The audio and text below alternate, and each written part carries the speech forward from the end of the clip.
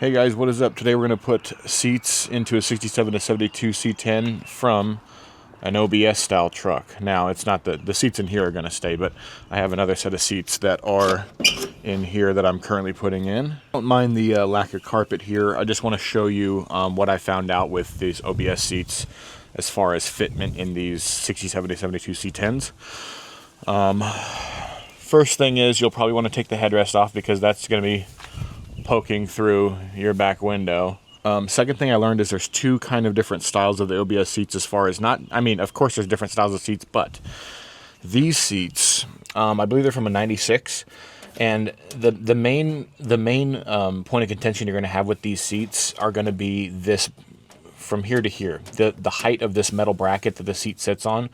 And in this, I think this is from a 96, this one sits real low. It has the electric stuff, but this stuff is, let me get a measuring tape actually. So at the low side back here, it's around 3¼ inches. And at the high side over here, it's about 4½ inches. The other brackets, I'll overlay a picture of those brackets on the screen here so you can see what I'm talking about. They sit higher, I believe. Let me show you here if I can. So I'm 6 feet, I'm like 270 pounds. And I can just slide right in here, and this is pretty comfortable. I don't have the issue when I get out. My thighs aren't hitting the steering wheel. This is an aftermarket steering wheel. I have a whole video on this as well. But this seat sits low enough to where it's pretty comfortable. I don't have a lot of issues with fitment in here.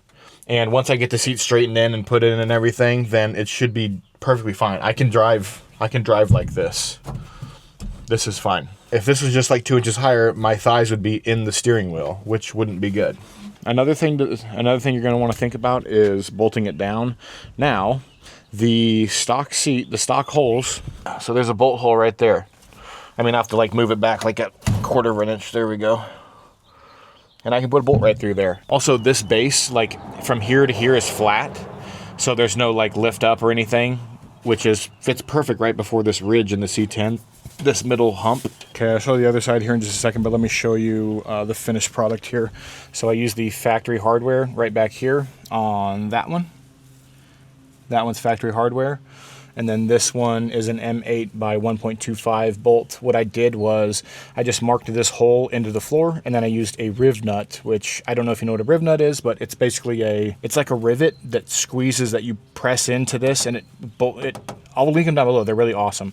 But it fastens itself to this metal right here, and it gives you a threaded insert to mount something to. So I mounted that in there. So I put the riv nut in there, and then I just put a M8 by 1.25 screw in there. On the later seats, the front side is a little bit weird because of the height of the mounting. So on the front side on the normal, there's like a hump here that this mounts to.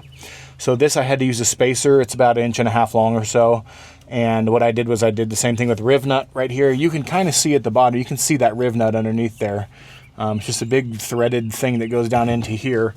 And I used an M8 by 1.25 there, and I didn't fasten that back there. I just left it. The seat will be plenty secure with these 3 mounting points. But the only thing left I have to do is just mount the other third of the seat into here. That's 2/3 of the seat, and then the other piece goes right here. But I wanted to show you just in case you're doing like a split bench like this into yours. Again, I'll take that headrest off, but it's working totally fine, and the height is great.